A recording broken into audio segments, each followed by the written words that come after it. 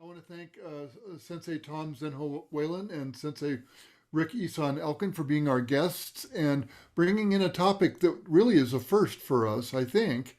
And this should be, I'm really looking forward to this. I have to admit, I don't know where we will be going with this, so that's the best place to be. So, senseis, I will hand this to you, and I'll mute myself and let you be our guest. Thank you so much.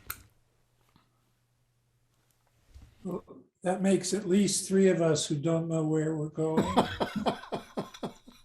We'll start with a brief dedication. All Buddhas, Bodhisattvas, protectors of the Dharma and the three treasures, with all sentient beings, we lift our hearts to transform ignorance, violence, and suffering. May healing, peace, and awakening prevail for all beings equal to space throughout the three times and the six Dharma worlds. Maha Prajna Paramita. Thank you.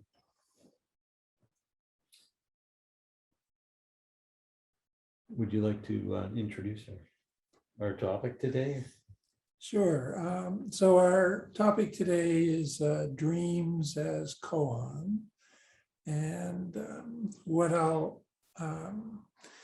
we're going to do in a few minutes is to bring an actual koan into the mix. And we would most like is if there's anyone in the audience who is working on a koan or has a koan book close at hand and wants to pick out a koan to read the main case, we will use that. If not, we'll select a koan to read, but we'll leave the koan open to any of you to bring forth. I'm Tom Zenho Whalen. I was a child of the 60s, did a lot of psychedelics in the 60s. And at the end of my college days in 71, I realized that I was still, for the most part, the same jerk that I had been for quite a long time. And I wanted to find some practice to integrate these peak experiences that I had had. And that led me to Zen practice that was intermittent for a number of years, but became really much more intense in the late 80s. I finally met my real teacher, Jitsudo Encheta Roshi, in 1997 and practiced with him on a daily basis, really, until his death a little over a year ago. In the early 90s, I began a very intensive dream practice outside of Buddhist practice. And I continue that practice with two wonderful teachers, Krista Lancaster and Mark Bregman. I meet with them on a weekly basis to have them hold my feet to the fire. And from the time I met Jitsudo, I would tell him in every dokusan my recent dreams. And he would sit and listen to my dreams, and then we would move on to some other part of our Zen practice. And this went on for 13 years. We were sitting here in the Zendo late one night. It was in the winter. We were the only two here. The candle on the altar went out. We were sitting here in darkness. I could barely see Jitsudo across the Zendo. And his voice suddenly came out and he said, "You know, dreams are really important." and you should do something to bring that into practice. That was the first time he had said anything about dreams to me and practice. And I took that to heart, and we've initiated the dream-kōan practice within our Sangha here at No Gate Zendo.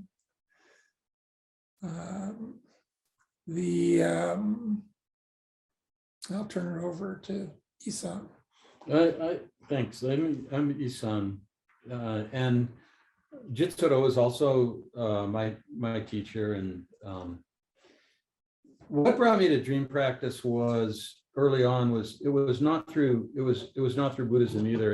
As a kid of the 70s, I grew up on the guru circuit in the Northeast.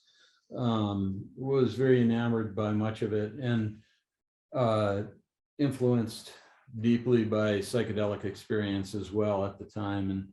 And eventually, no mud, no lotus. I came to serious practice in dream work after struggling with alcoholism and drug addiction for many years, and several years into sobriety.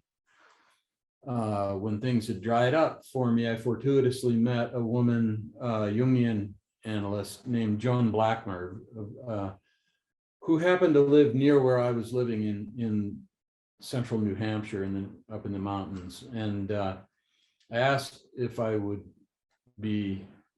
would take me as an Alisand.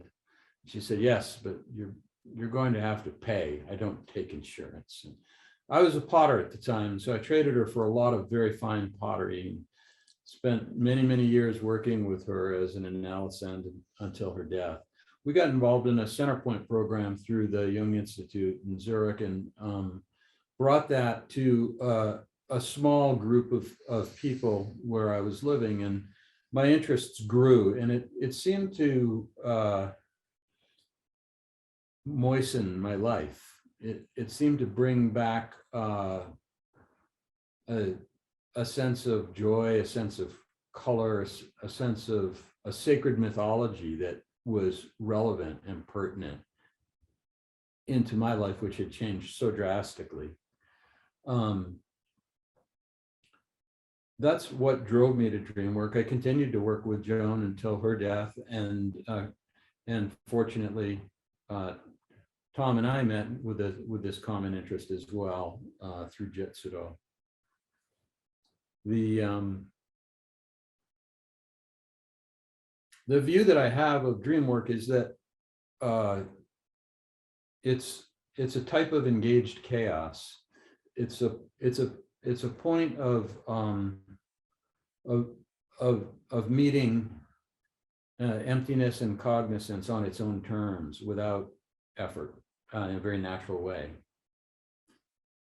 It, for me, embraces a sacred mystery and allows many archetypal energies, as we refer to them in the Jungian world at least, to arise in a meaningful way and to permeate the fabric of our lives and our practice. So the Jungians refer to these energies as archetypes. And in Buddhism, I find that it's what we often refer to as the Buddhas and the Bodhisattvas, those beings that are constantly around us, constantly trying to help us, but often obscured by our ordinary mind activity, or my delusion, my confusion.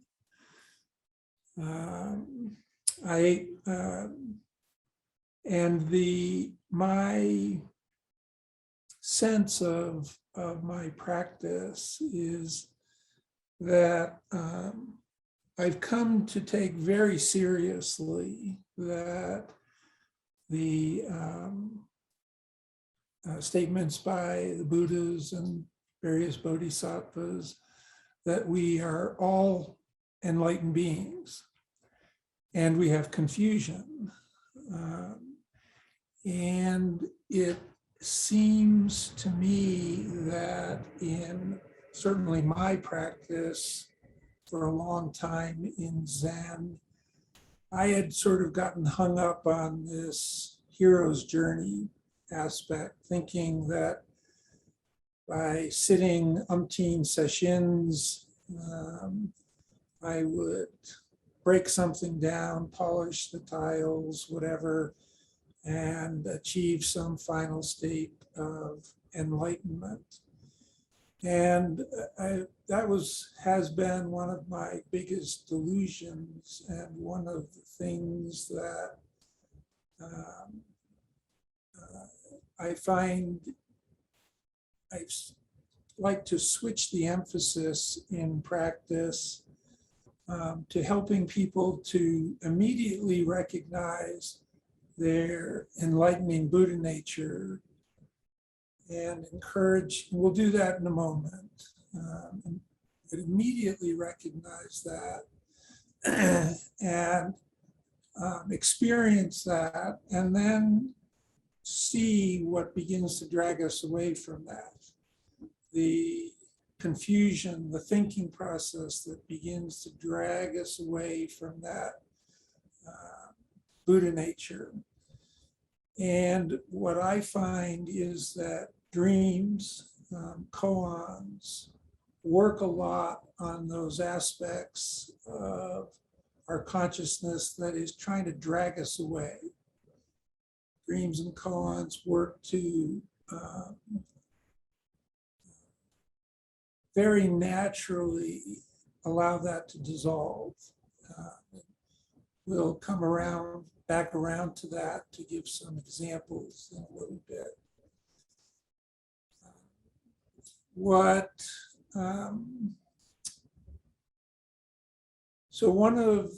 I was very satisfied to be doing dream-kōan practice here with our small sangha.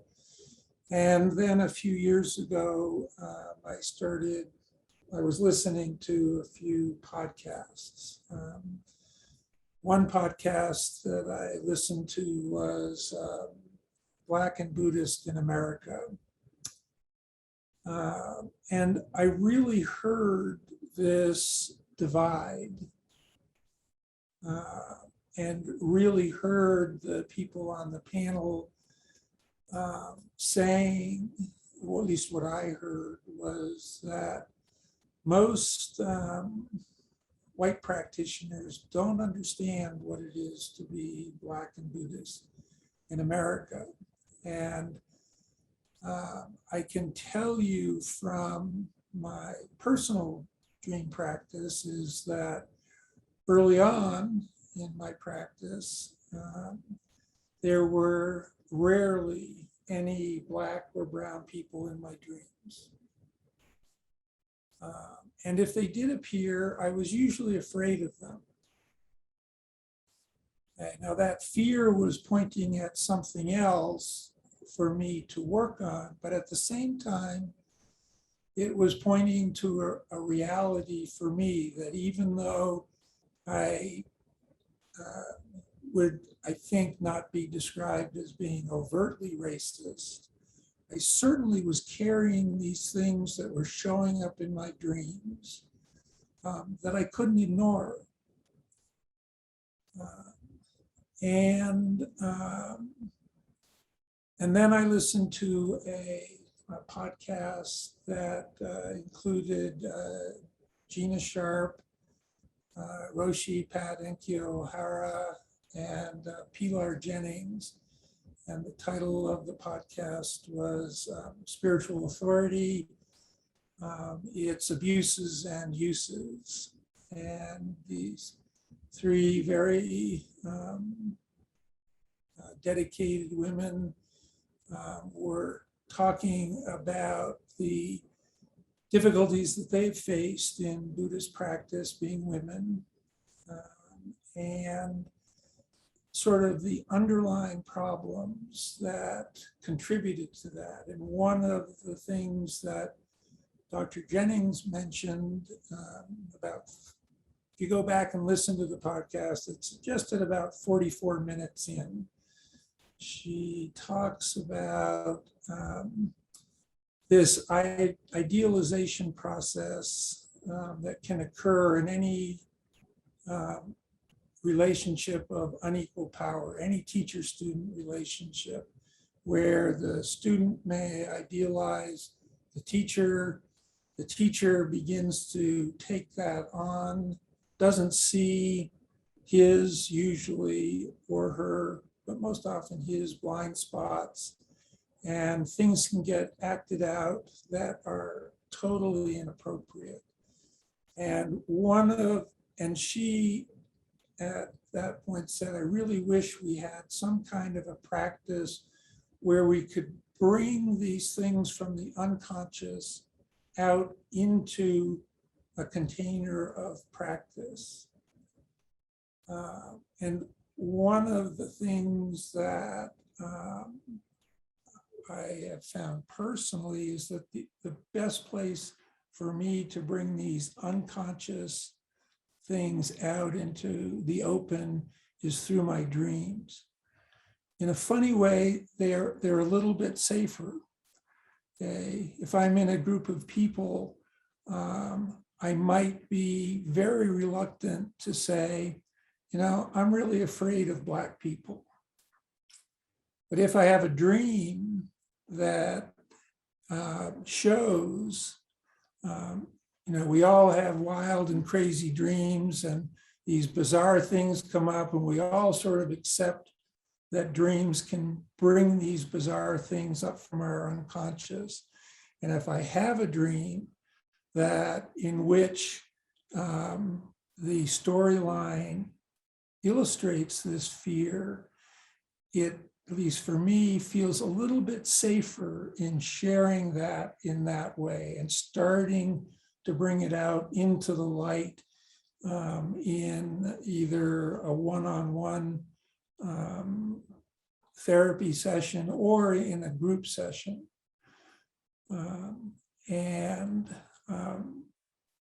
So my personal preference for working with dreams is to work with them in a group setting for that very reason, to be able to start to bring these hidden areas of my unconscious and other people's unconscious out into the light, where it can begin to be worked on and dissolved. And what we see in this case is there's almost always a collective consciousness that emerges.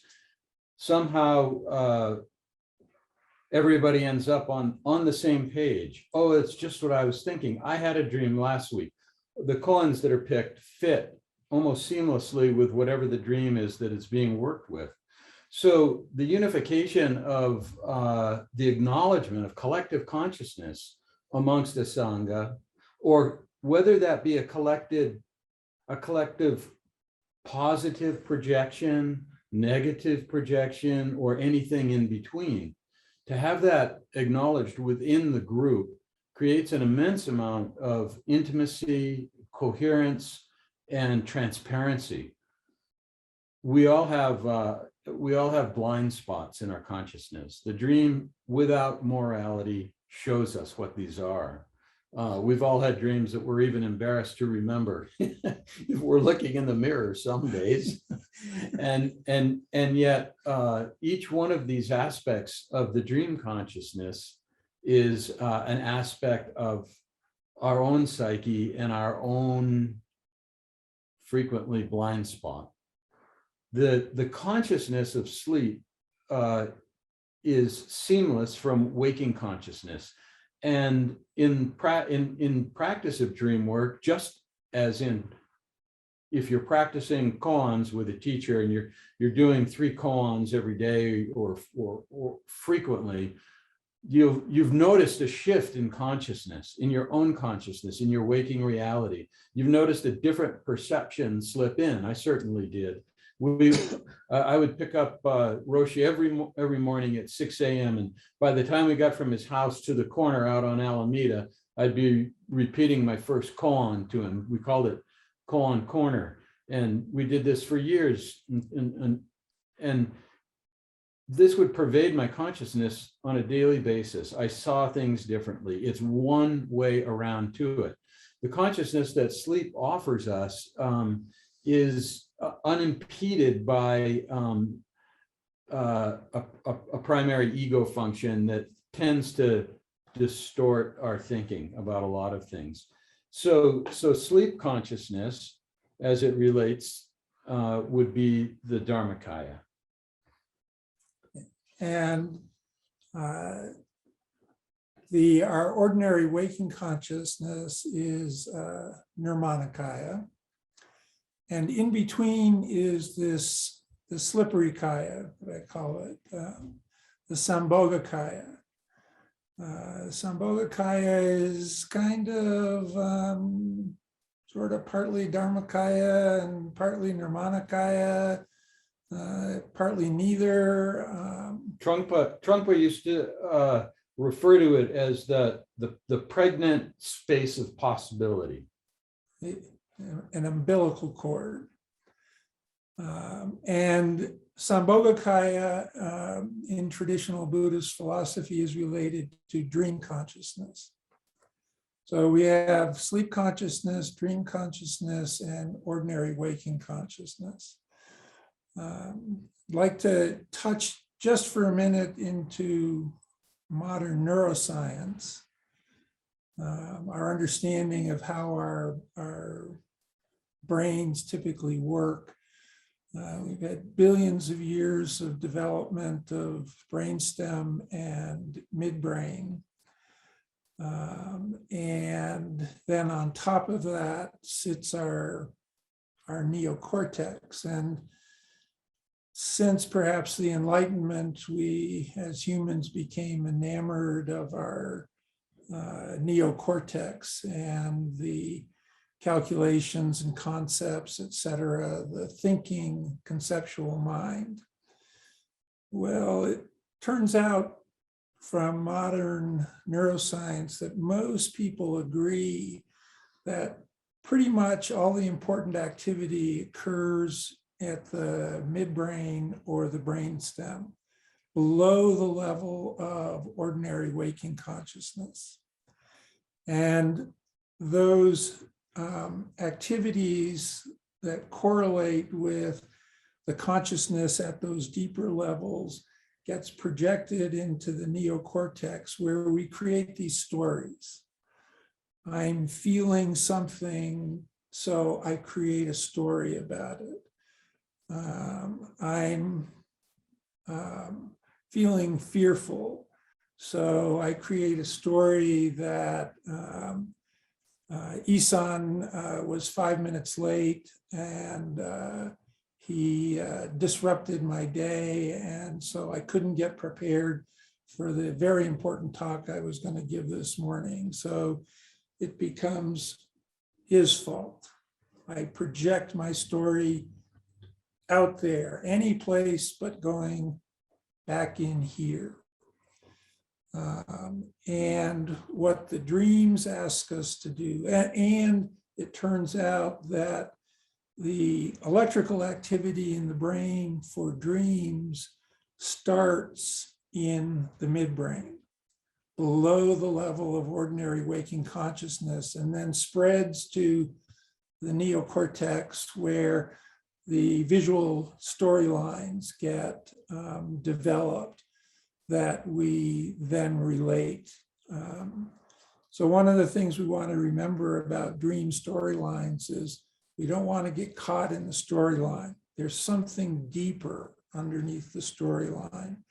There are these deeper levels of feelings where the real activity is taking place that we're always trying to turn back into.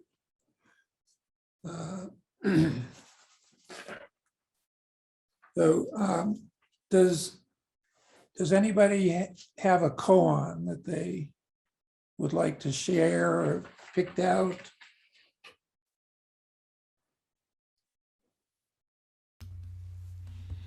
Go right ahead.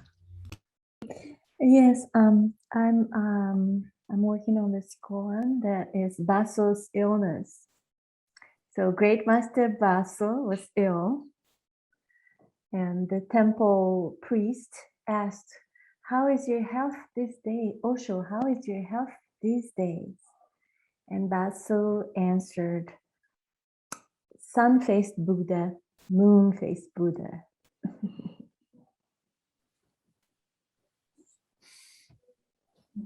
Thank you.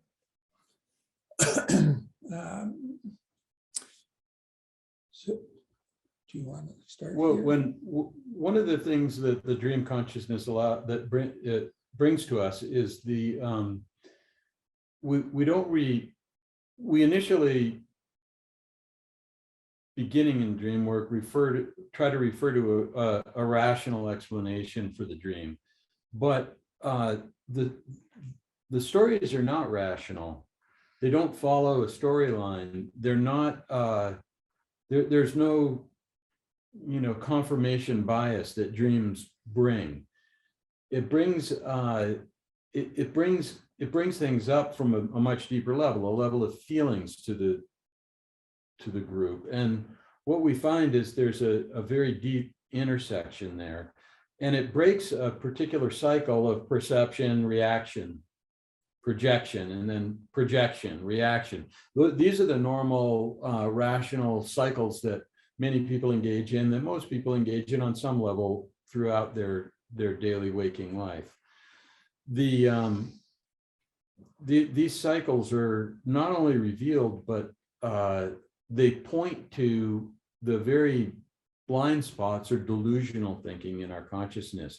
They tend to cut through the storylines to the essential nature of what we experience, sometimes in a state of samadhi. And as that seeps into consciousness through recognition at first, and then transplanting those images, concretizing those images and feelings into waking life, we feel a very, very subtle shift, not only in our perceptions, but in our being, our physical bodies, as well as in our reactions. One of the things that became evident to me as I was working through my koan curriculum was that many koans were actually dreams that the ancestors had. And literal dreams. And in addition, reading through sutras, I just reread the Vimalakirti Sutra last week. And if that's not dream consciousness, or certainly visionary consciousness, I don't know what is. So that many of the actual koan stories that we are presented with were the dreams of our ancestors, and we end up chewing on those as part of our practice. One of the things that I began to realize as I worked with my students was that there are depths of each koan that come from the ancestors that really can't be appreciated without a deep appreciation of the culture that they emerged in.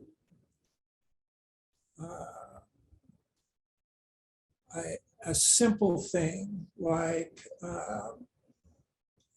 a koan where a student meets a master. Koan I'm thinking about is the man of three disabilities. And as the koan progresses, this monk approaches the master and asks for instruction on this koan. And the master says, "Make your bows," and the monk makes his bows, and then they go on to discuss the koan, or the other part of the koan. You're not blind, you're not deaf, you're not dumb. And there's a part in there where here we have a monk who has left his family in China. What does that mean, to leave your family in China? That is such a huge event in and of itself. And this person has set out on a quest, traveled who knows how far, through what kinds of conditions on foot. And the first thing that the master says is, make your vows. What is that in this monk who has gone through all these hardships, who has the humility to bow,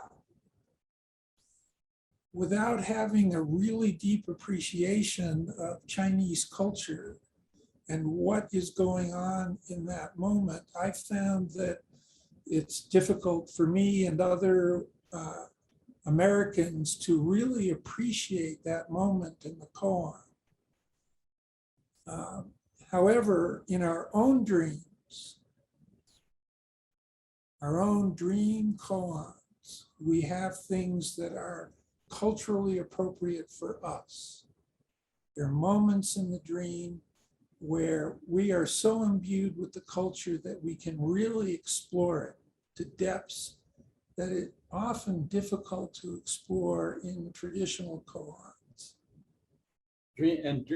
Dreams are of the time, and they're almost always, the culture is almost always behind the front edge of the membrane of dream consciousness, because that membrane is always permeable, as we see when we work through the process of dreams. You know, one of the things that I noticed early in Zen practice was there's a great deal of obfuscation of information.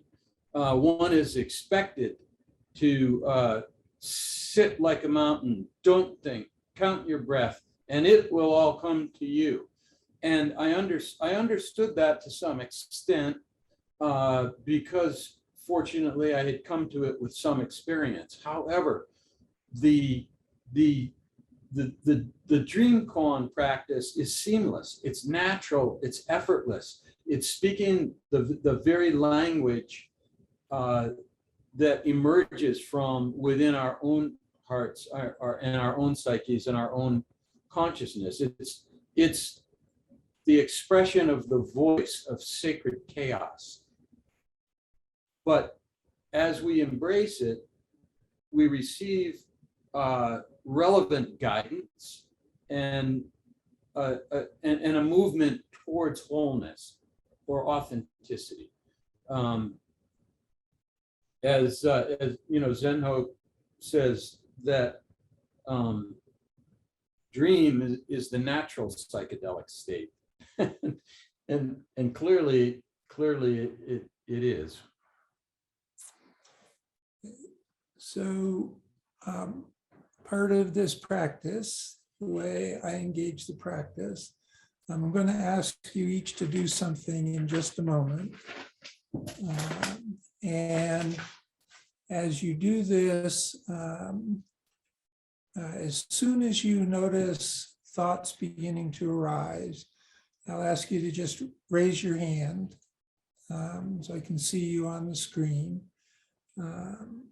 And it'll just be a little bit for us to do together. So I spent a lot of time in Zen centers with senior monks walking around shouting, "Wake up!" And I wondered, what in the heck am I doing wrong? I've been sitting here for years and years. What the heck am I doing wrong? So what I'm going to ask each of you to do right now is to, and after I give you this instruction, once again, when you first notice thoughts arising, raise your hand. Okay, go to sleep. Right now, go to sleep.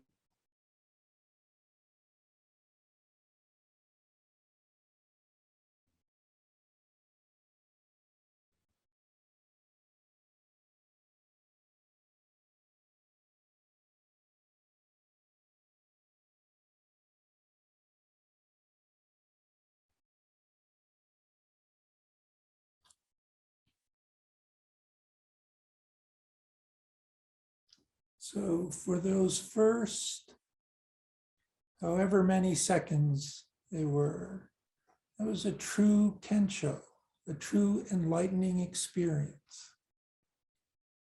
Very natural, not something that has to be striven for.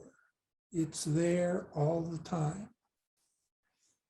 And one way to practice is to continue to go back to that. Simply let it all go. Go to sleep. Enter into Dharmakaya. Okay. The other part of the practice is, okay, why am I having these thoughts? Where are these thoughts arising from? And this is where we use the dreams as koans to see where our thoughts, what's arising from our unconscious that are generating these stories that drag me away from my Buddha nature. So once again, one part of the practice is to just relax into naturalness. It can't be earned, cannot be earned. It doesn't need to be earned. We are all completely invested with it. You just relax into it. The work part, the practice part, is the dream-kōan part of it, where we work on seeing what constantly drags us away, and that, allowing that to dissolve, hopefully opens up more space for that naturalness to expand and expand and expand, and we're not constantly dragged around by our, I don't know, I figured at one point that I had basically 13 circular thought patterns that I was constantly falling into and had a horrible time breaking out of them. I'm a pretty boring person in that way. Lots of other ways too. So, and I think that this is the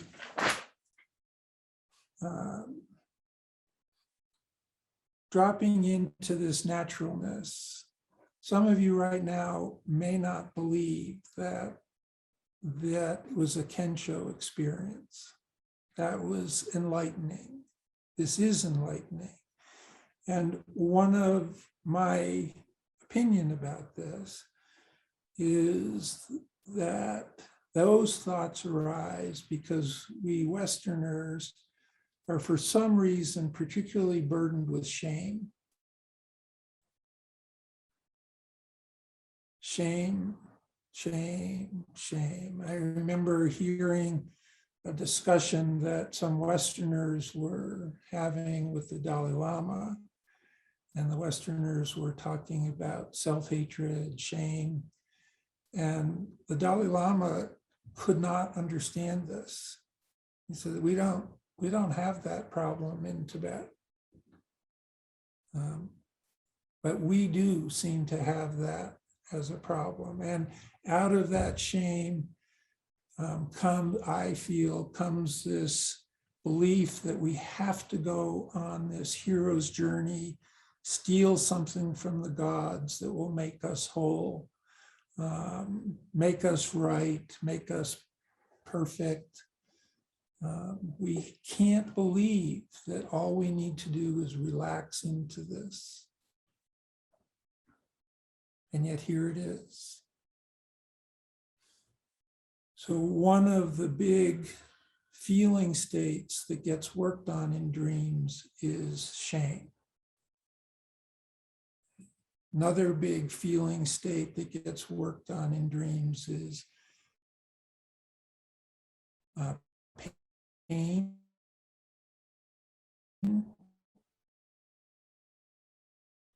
Another big feeling on pride. That dream practice, that our meditation practice allows us and gives us as a gift, is that we have a crucible in which this fire can burn without destroying the crucible. And the crucible is our meditation practice. It's our awareness. It's what we're bringing. It's what we're bringing to the dream work. Without that, the descent that that Zenho is talking about in terms of working with shame and other difficult emotions and things that come up in dreams, without that crucible, it's impossible to do the work. But the descent is necessary in order for any new consciousness to emerge. A lot of dream work has to do with holding the tension of the opposing energies. We're good at that. Anybody who's sat for more than 30 minutes knows how to do that. And so we're very fortunate to have this crucible in place. We've done a bit of looking into, actually a great deal of looking into some of the Vajrayana practice of Guru Yoga. Are you familiar with that? How that works? In short, an empowerment is granted a student, which includes the visualization of the characteristics of a particular deity, as well as that deity's mantra. The deity is visualized, the mantra is chanted, and the practitioner becomes the deity, inseparable from the deity, embodying all the characteristics. And there's a pantheon of deities that are used in the practice of Vajrayana Guru Yoga. Some of the more popular ones are the Green Tara practice, the Vajrakilaya, which is a wrathful deity, a blood drinker practice, and essentially embodying these the characteristics of these deities as oneself does a couple of things. It primarily activates the archetypal energy within the practitioner. I am no longer at that point separate from hoping to become that which is, to ascend to, or to somehow gain a different level than where I'm at. And so in Vajrayana Guru Yoga, the practitioner embodies the energy fully for the benefit of all beings. And so there's no separation. It really creates a sense of non-duality in the individual. That is dissolved and brought back into a non-dual union and brought up and off the cushion, of course. So it's a temporary state, but in how we use it in dream practice is the dream itself becomes the embodiment aspect of the Guru Yoga. So rather than embodying an external deity or a provided archetype, that's provided solely by the content of the dream. And what Isan means, I think, by that is that within the dream, I have always found that if there's something that I'm struggling with, a very difficult feeling, a very difficult aspect of myself, there is an energy in the dream, often embodied by another person in the dream. Maybe someone that I know who has certain characteristics, qualities that I admire, or maybe someone who I've never met, but embodies those qualities and characteristics. And that embodiment, that person, that river, that ocean in the dream, that tree in the dream, that holds those qualities, those characteristics, is the guru that is coming in the dream. Okay? And what I then need to do, I don't spiritual bypass and abandon my shame. I just stay there with my shame and let the guru come to me, fill me with the energy that they're trying to bring to me, and let them do the healing in me. Okay. There's an interesting Tibetan story and anecdote about a famous yogic practitioner who said, I spent years and years and years and years doing hundreds of billions of mantras to reach out, calling Samantha, calling the name of Padmasambhava to come to me, until one day it occurred to me that He just gave up. he gave up. Padmasambhava was actually calling my name. If we pay attention, we hear the voices. That which ushers in the dream energy is always the divine feminine in every case, no matter what guise it might take. The divine feminine, as we honor it and recognize it, it undermines much of the pre-described structure of consciousness. It undermines harmful cultural structures. It brings us into an authentic connection, not only with one another, but with a compassionate, genuine connection to the energies that arise around us from the earth. Early on in one of my very first Rahatsu sessions, I was sliced and diced, and I was raw. I was very, very tender. You know, I was crying a lot, walking around the kitchen, and Myoshin, who you might know from Colorado Springs, Myoshin and Kendo, where we did the session at their house. But I said to Myoshin, what's wrong with me? I can't stop crying. And she said, to be enlightened is to live with a broken heart all the time. The divine feminine that arises for us, that ushers in this deep connection to one another, to ourselves, to our own hearts, is the very healing energy that's brought forth in the dream. It's the authentic connection that we have with our own consciousness that is very difficult to get to in any other way other than through dream realization.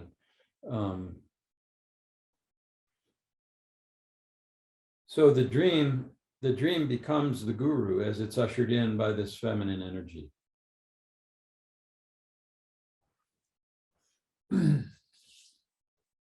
And it's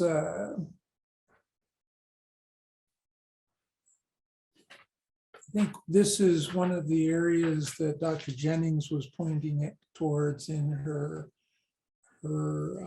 reflections in that talk on spiritual authority, where the Zen teacher often either consciously or unconsciously assumes this position as the guru and can become idealized by the student, and with the imbalances that may be there, all kinds of abuses can take place.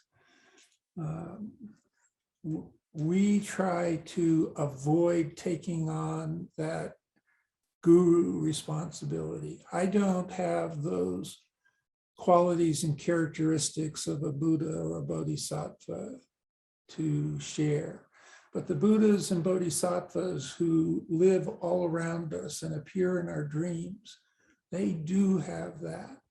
And we ask the student, the practitioner, to accept that part that's coming directly to them as their guru. Don't try to put that onto me. Don't try to put that onto Isan. We're not capable of fulfilling that role, but you already have your own guru within who's calling out your name to bring what you need to you within your dream consciousness. The dream always originates from a place of wholeness within the dreamer or the practitioner. And it originates from a place that speaks its own language, and it's simply up to us to recognize and learn that new language as we work with the images and the feelings that come up in the dreams. The dreams come from a place that a person can tolerate, and oftentimes therapy, and I would say practice in front of a teacher, can also sometimes come from the top down. And that is, it's forcing the practitioner to expose parts that are not yet ready to be exposed. And yet when it arises in the dream, it only arises because the practitioner is at that time in the greatest need of becoming aware of whatever that trauma or neurosis may be. Trauma or neurosis is another way that we talk about delusion or delusional thinking. Yeah. Would you like to go into a dream? If you wish, sure. So what we'd like to do now is to go into the way we would approach a dream practice. I'm kind of reluctant to do that. Okay.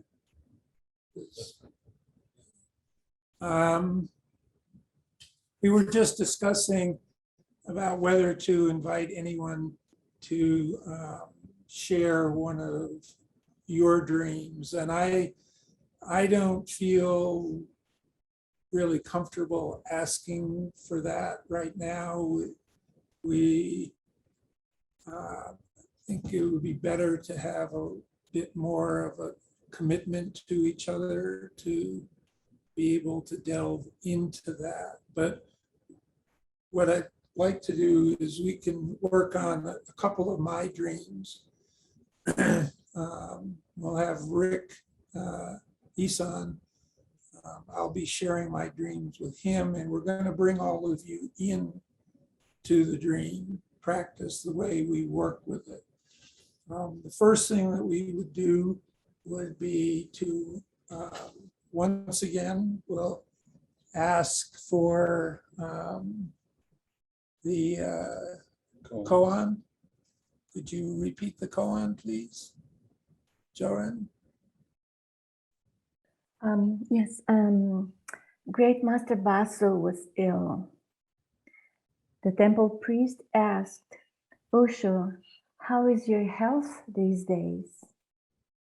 Baso replied, "Sun-faced Buddha, moon-faced Buddha."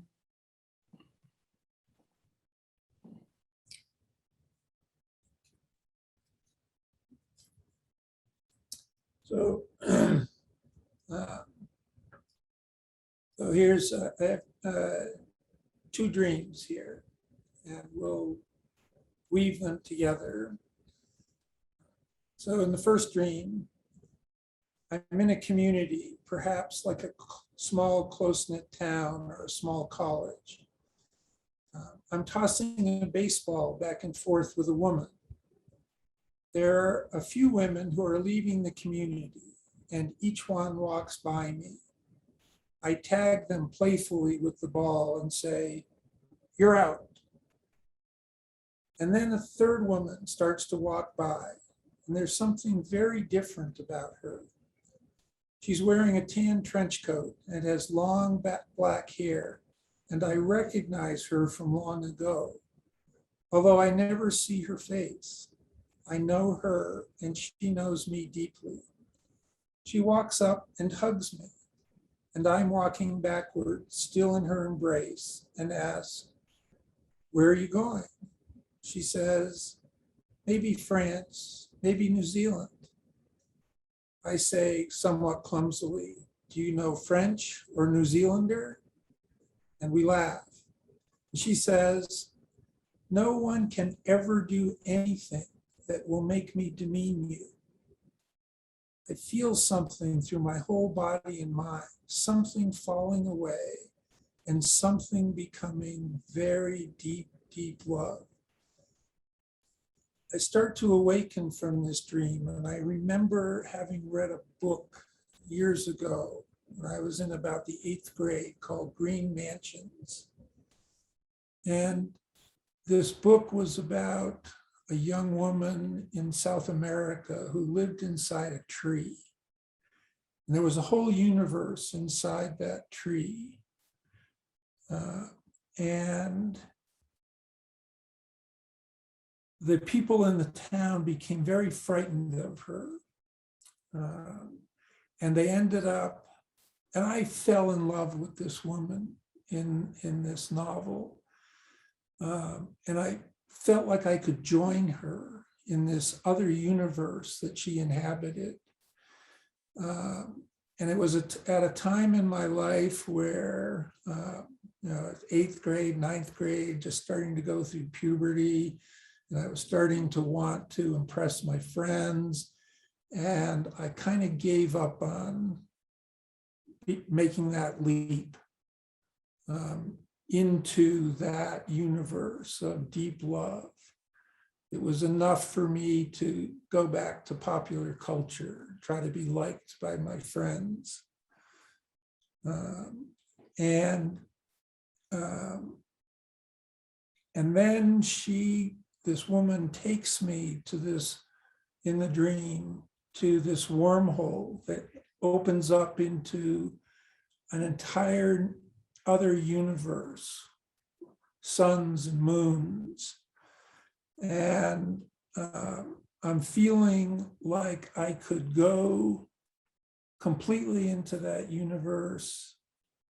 But if I do, I won't have anything further to do with this universe.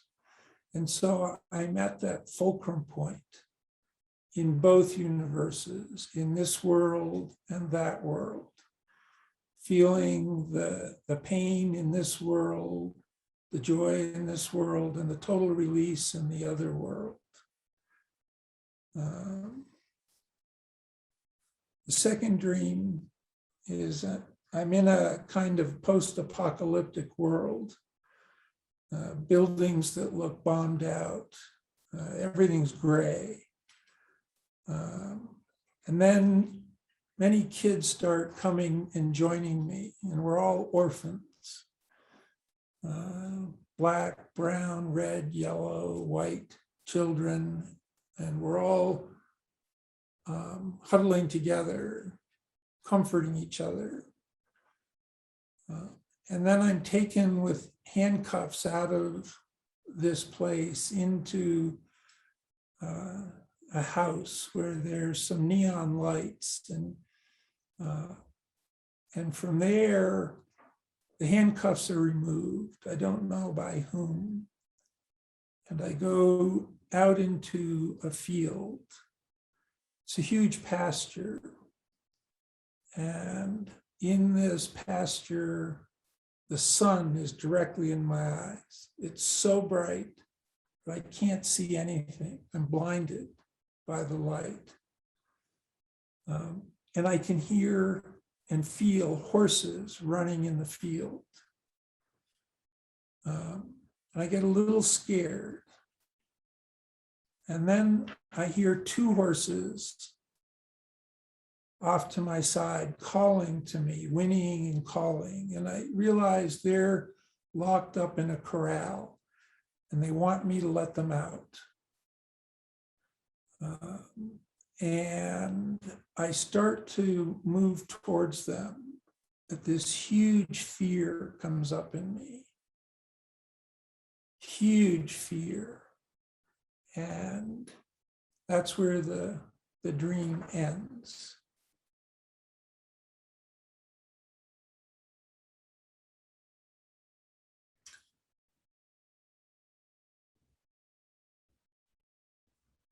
So the way we would typically work with a dream like that, this within the community, we'd ask, is there anybody who wants to be the woman in the first dream?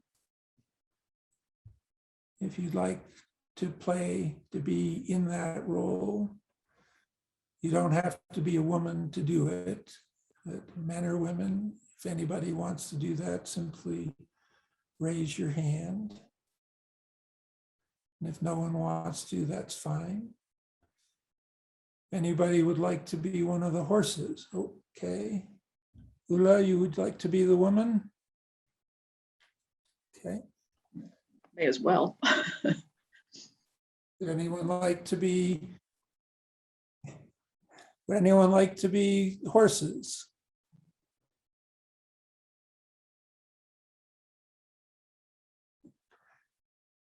Would anyone like to be the sun?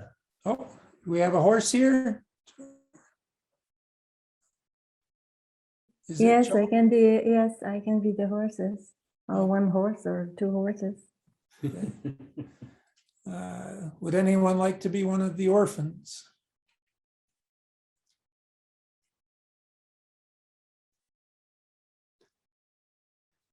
We're asking for a lot of trust, I understand.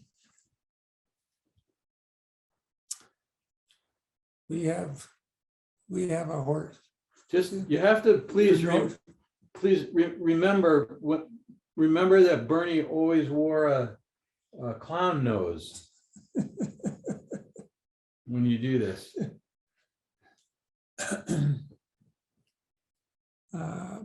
Would anyone like to be, let's see, we've got a horse, we've got orphan. We've Got got the the first, woman. we've got the first woman. Anyone want to be the sun?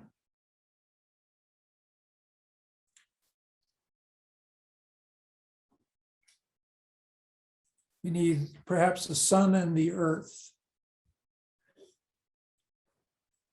Okay.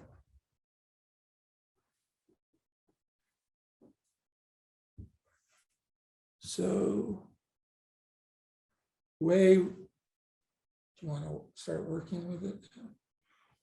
So we can start by embodying the physical aspect of the dream.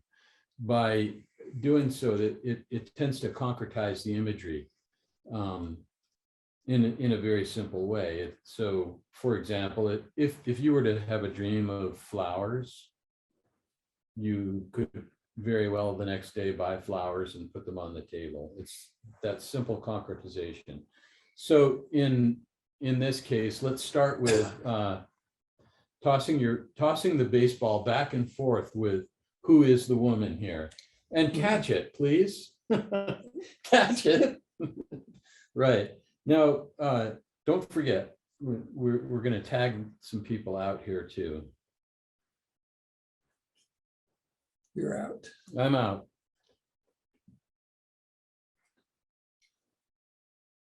And who is our woman in the trench coat? Ula. Ula. Okay, so in this case, Zhenho recognizes you. So how would you recognize her in the dream? How would you reach out to recognize her? She simply looks at me, and there's something in her look that I recognize, that I feel this deep love coming to me that just accepts me completely. And then you're going to hug him. Mhm.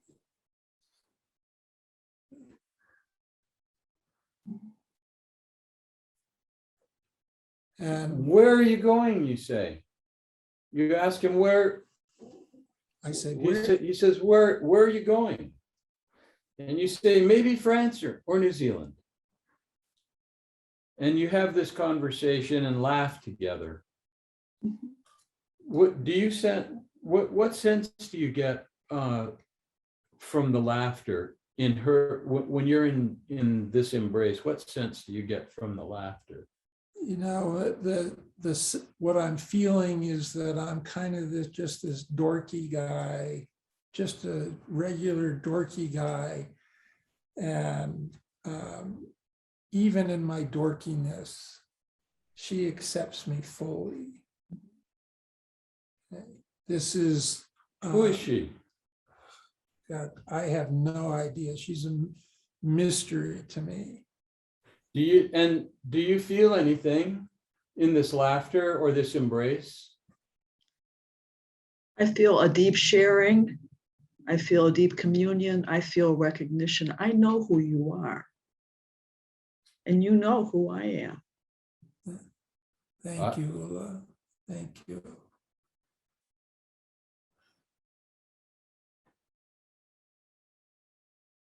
Oh man, this is actually bringing me to tears.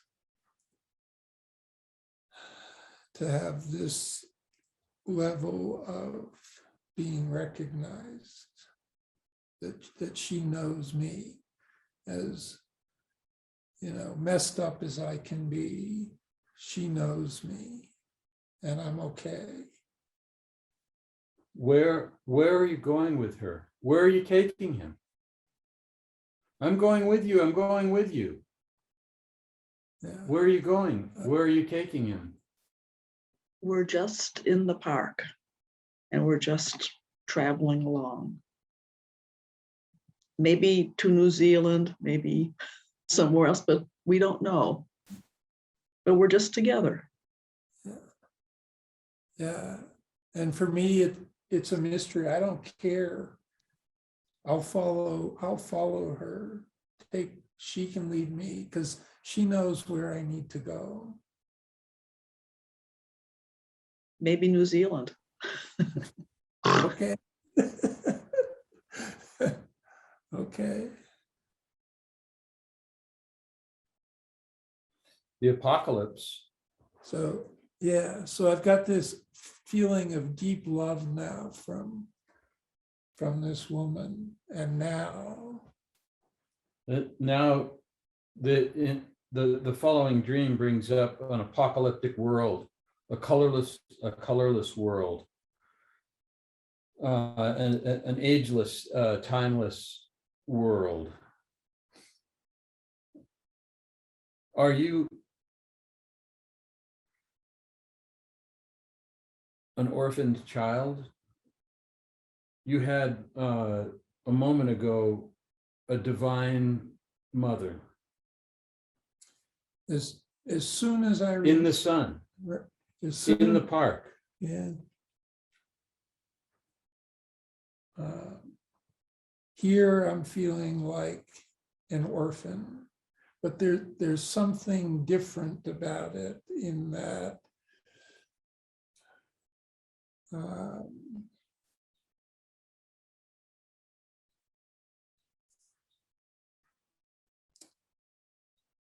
you know, I can stay with this feeling it's a timeless feeling.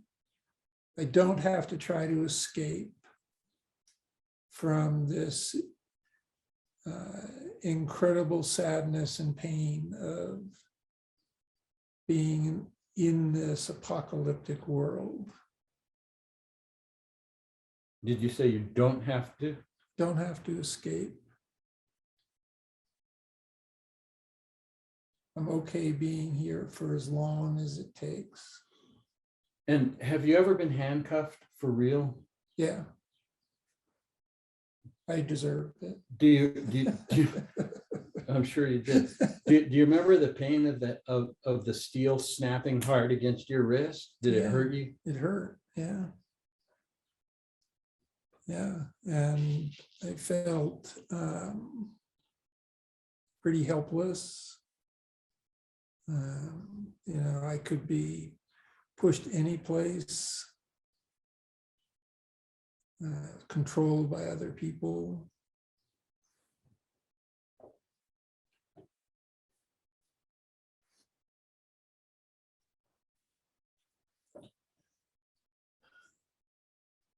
Do we have horses?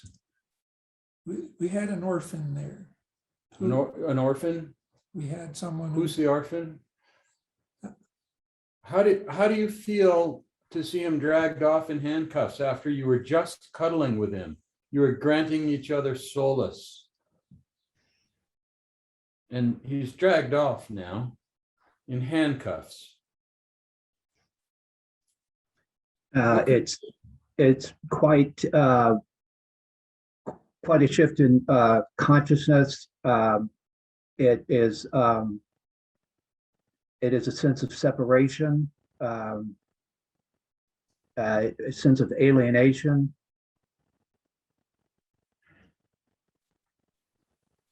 Those sorts of things.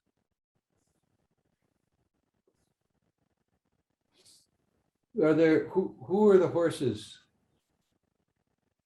Do we have horses? I am. horses And yes, and the sun shining. directly into his eyes. Sun and the earth. sun. Yeah.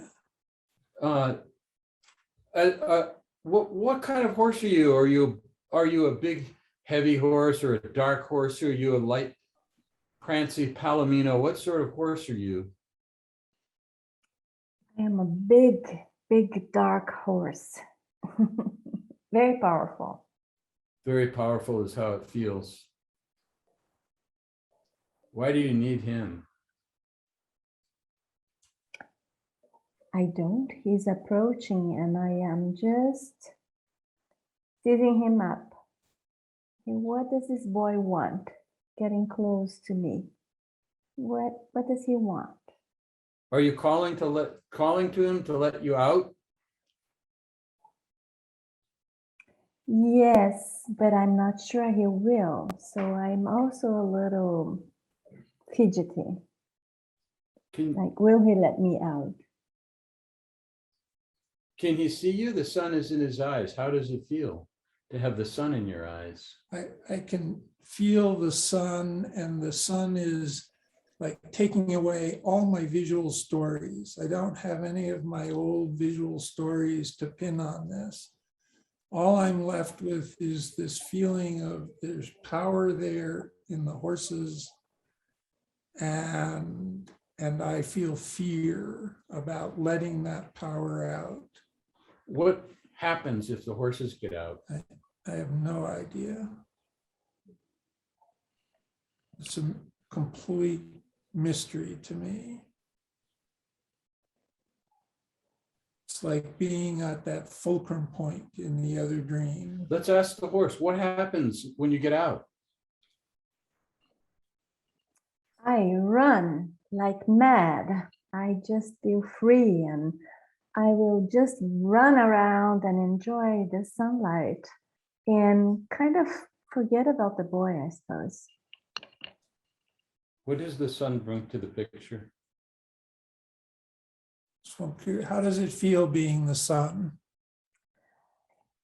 I feel wonderful. In this post-apocalyptic world? Yeah, so I'm giving you my love, my lights shining always there behind the clouds, being the contrast to your grayish painting, I guess.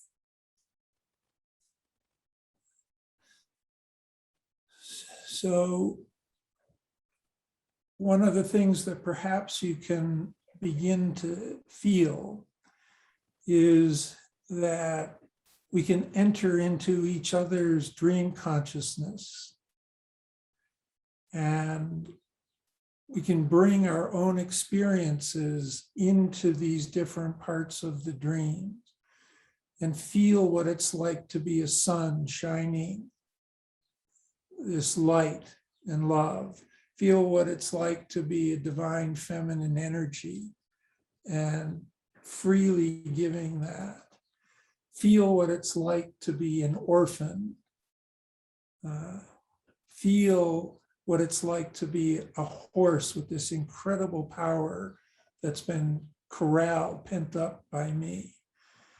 And for my part, I'm here with this, a place in my life where fear is being shown to me. Perhaps there's a part of my life that I've been making small and corralling, and there's a power that's trying to emerge, but I'm keeping it pent up, and I'm afraid of something. I don't know what it is, but I don't have to figure it out. Okay, the guru yoga part of this is to let this woman love me, the woman in the trench coat, to let the sun shine on me, to feel the energy of the horses pounding in the earth, okay? And to stay with my fear. I don't have to pretend that I'm an all-knowing enlightened Zen master. Okay? I've got fear that's coming up, and I don't have to fix it. Okay? I can let the Buddhas, the Bodhisattvas, the divine feminine, the sun, the moons, okay, the illness that is the apocalyptic world,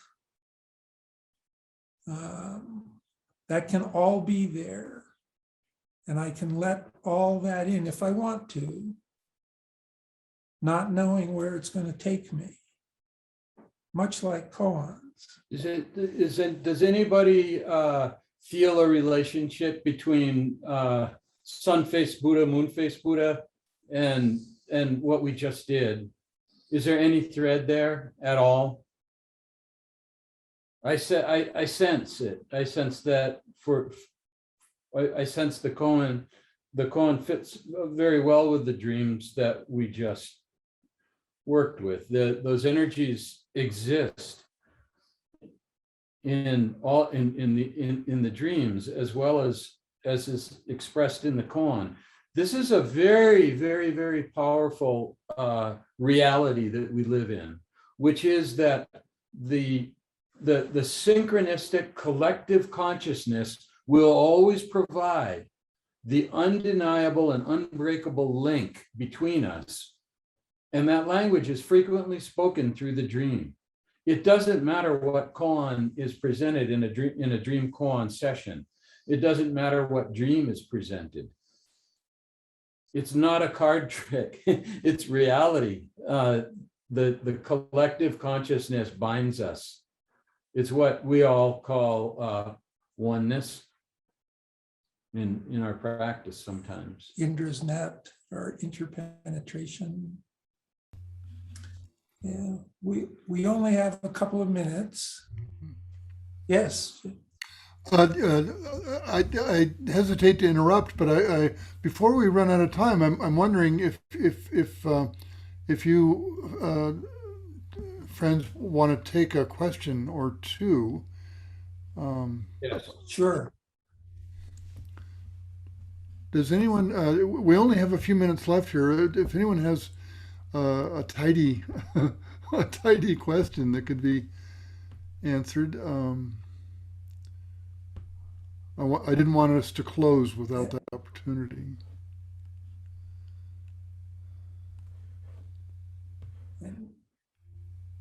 And we're available for questions through our website, eighthwave.org.